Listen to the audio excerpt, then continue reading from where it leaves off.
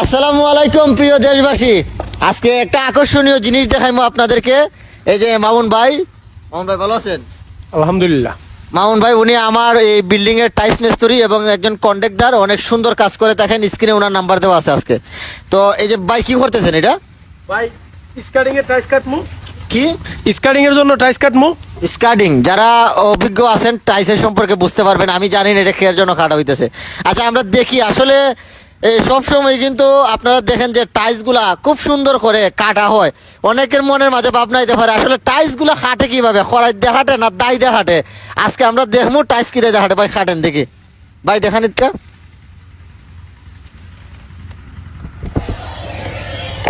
ও মানে কাটা হয়ে গেছে। আচ্ছা আচ্ছা দেখেন দর্শক, এই যে অনেক সুন্দরভাবে টাইলসটা কাটা হয়ে গেছে।